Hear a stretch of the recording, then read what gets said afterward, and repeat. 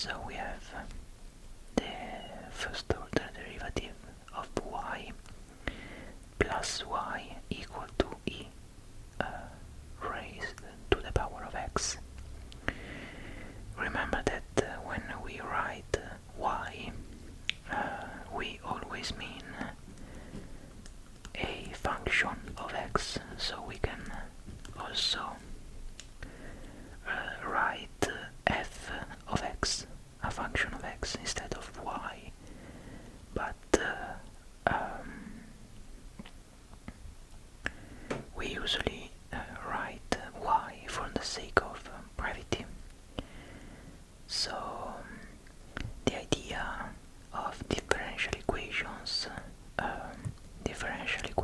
are made up of different objects, and in order to be defined as a differential equation, an equation has to have a function of x and at least one derivative of the function. So in this case we have y and the first order derivative of that function y, function of x.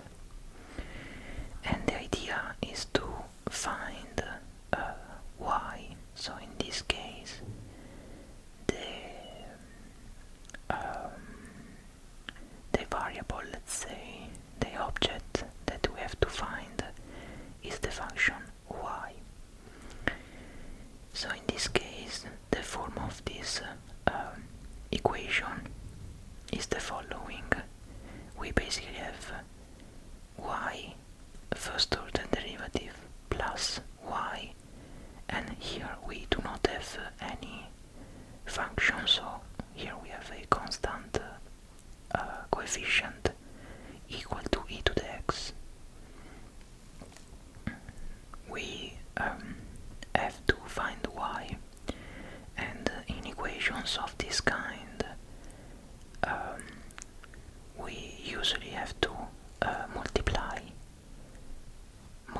the equation on the right side and on the left side by this term, which is e raised to the power of 1 times x. So basically to the x.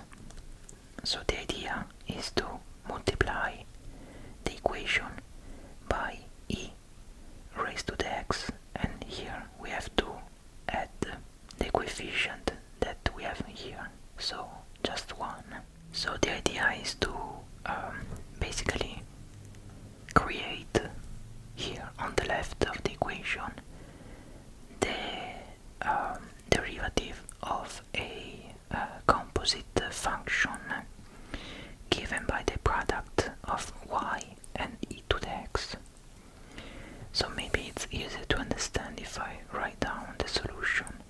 So as we said, we have to multiply by e to the x. So here we will obtain e to the x y, and here we obviously get e raised to 2x. Okay, so as you can see here, this quantity is basically the derivative of the function with respect to x of the function e to the x times y, where we basically have to apply the chain rule. In fact, if we calculate the derivative of this function, we get the derivative of y times e to the x, which is this term, plus the derivative of e to the x, which is e to the x again, times y. So here we basically created the derivative of this function. So the idea is to write the derivative of this function which will be equal to e to 2x. And here at this point we can consider the integral of this function and this function, and if we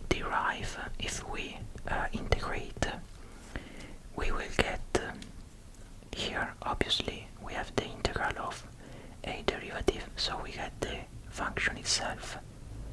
So here we get e to the x times y, and here we will have the integral of e raised to the power of 2x. But this integral is quite easy to calculate. So here the final result will be 1/2 e raised to the power of 2x, constant of the derivation, because here we are not specifying the limits of the integral, so we have to add k here. So this is the final result, and basically we have to just isolate y, and to do that we have to again multiply the equation, so multiply on the left side and on the right side by e raised to the power of minus x, so that here we obtain 1. So if we do so, we will obtain y equal to 1/2 e to the x, because here we would have e raised to the power of 2x minus x, so just x, and then plus the constant times e raised to the power of minus x. Okay, so this is the final result of the differential equation. To sum up, we had this equation y and the first order derivative of y, and basically here we have to find this function y such that the sum of the first order derivative of y and y itself is e to the x. If here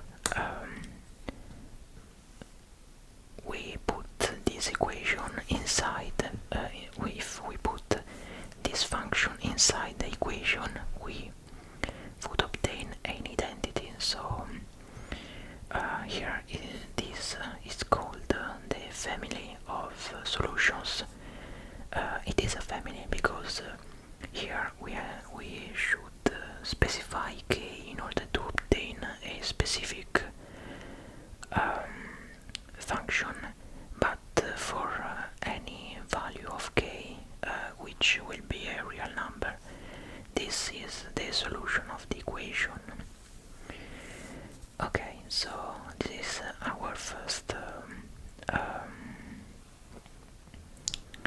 our first differential equation. In this type of equations where we have a linear objects, linear terms,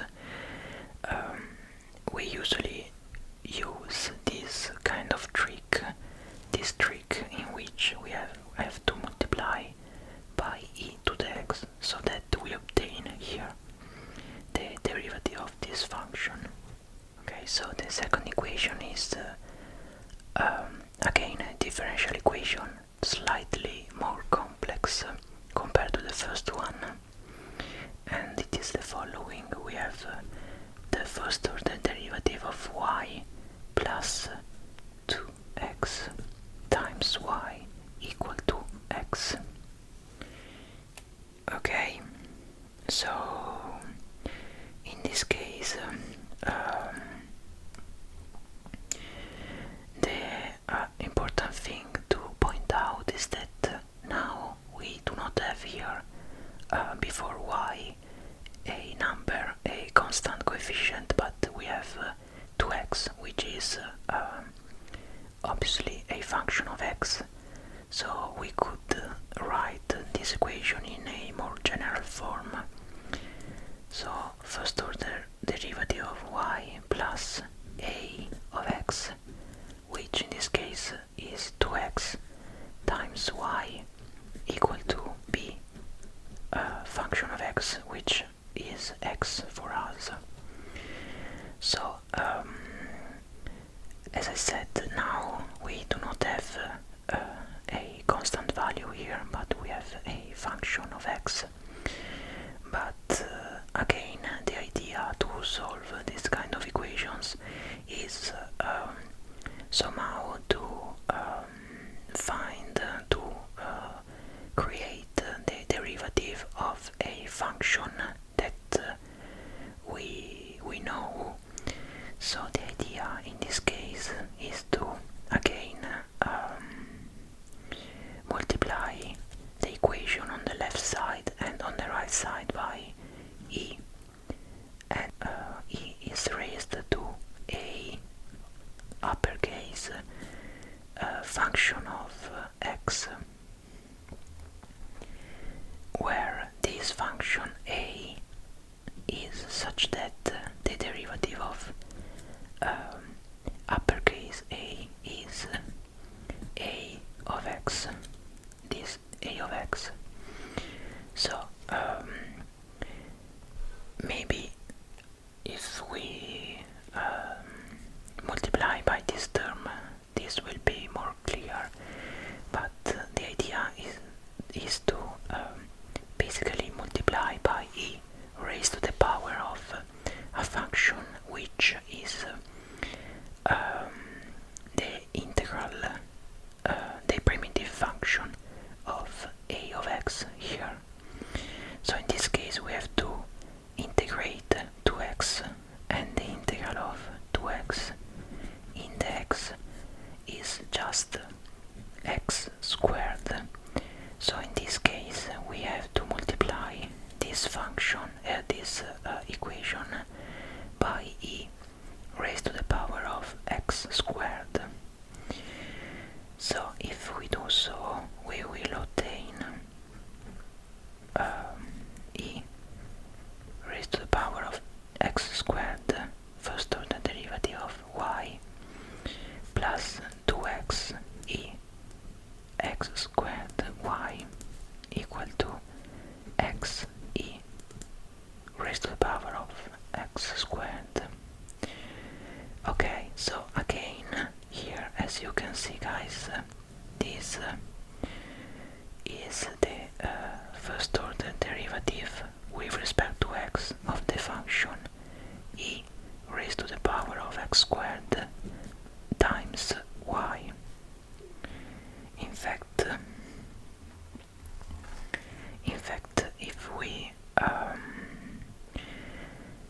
if we compute the derivative of this function, we have to apply again the chain rule. So we obtain the derivative of y times this function plus y multiplied by the derivative of e raised to the power of x squared, which will be e raised to the power of x squared times 2x, which is the derivative of x squared. So here again the idea is to somehow create by multiplying by this term the equation, create the first order derivative of this function. So we obtain that the derivative of this function is x e x squared, and as we did for the first equation, now we can integrate the term on the left and the term on the right, and here again the derivative of the integral of a derivative is the function itself, so we will obtain e raised to the power of x squared times y. And this integral is quite easy to compute because this is basically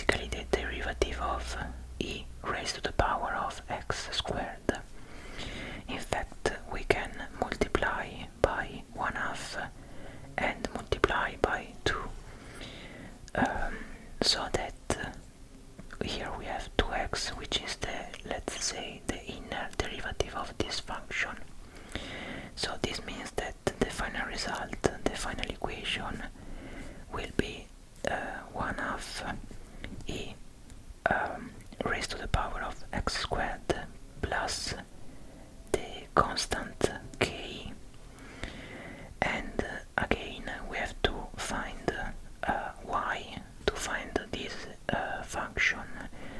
So we have to multiply by e raised to the power of minus x squared, so that this goes away basically.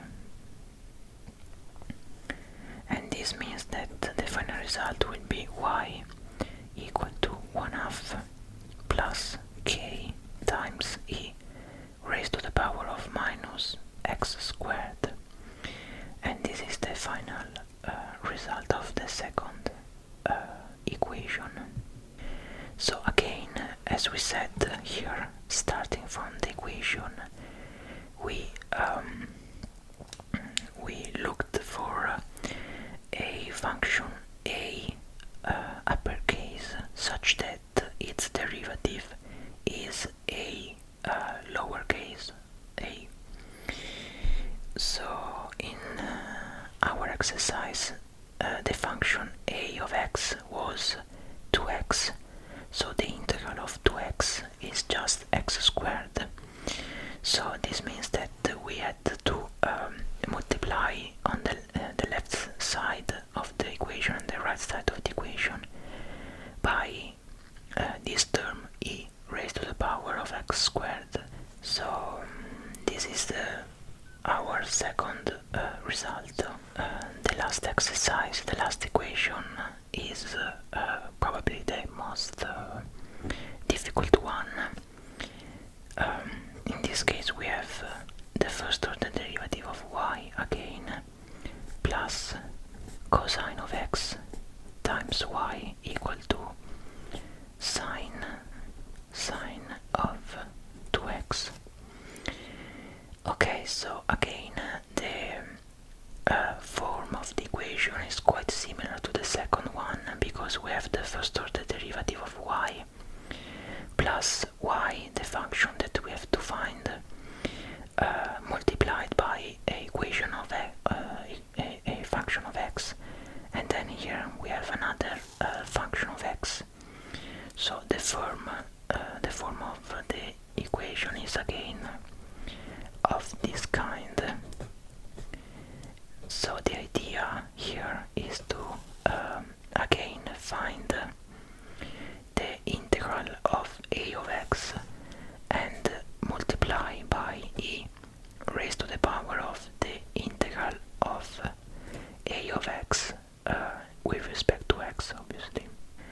Okay, so to do that, in our case, a of x is cosine of x, so that means that the integral is the sine of x, the integral of cosine is sine of x. So in this case we have to multiply the equation by e raised to the power of sine of x. If we do so, we will obtain e sine of x.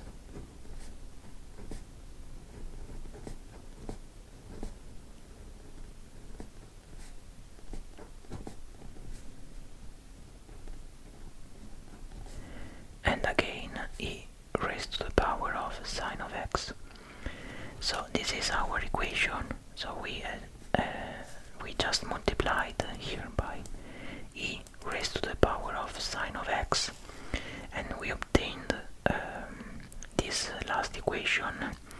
So here again the idea is to recognize that here these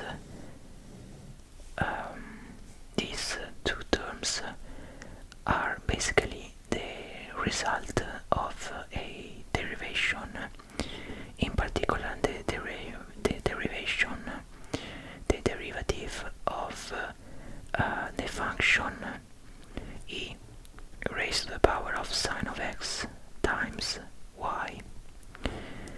with respect to x again.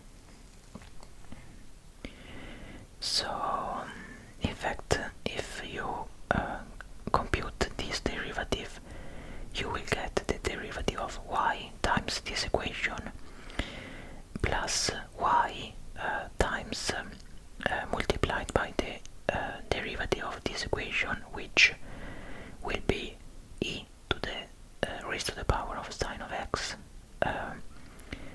times cosine of x, and this is equal to this other function of x. So again, as we did in the last two equations, we have now to integrate the two terms. If we integrate, we again obtain this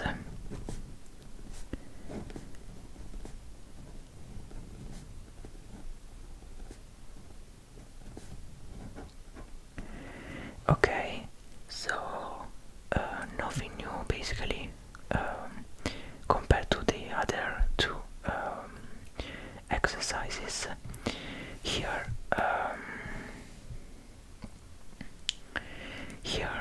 maybe the most complex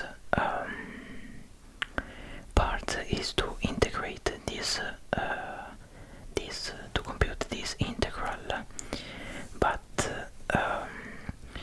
to solve this it is convenient to consider integration by parts. In fact, I think there is no other option, because this is not the derivative of e raised to the power of sine x, because here we have sine of 2x.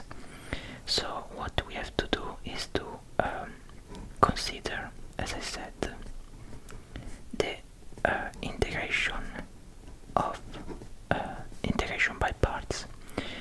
So okay, first of all, maybe it is convenient to write sine of 2x as 2 multiplied by sine of x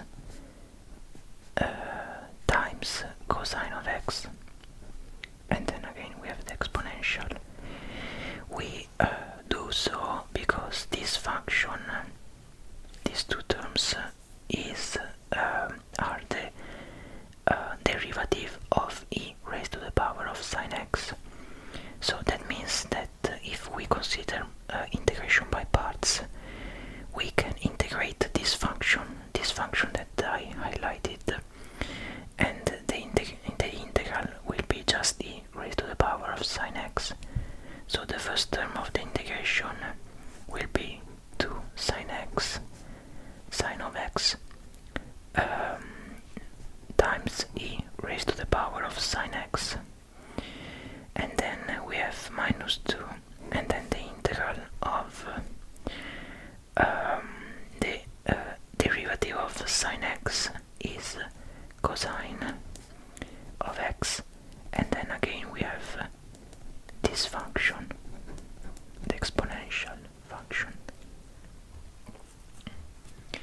Okay, so at this point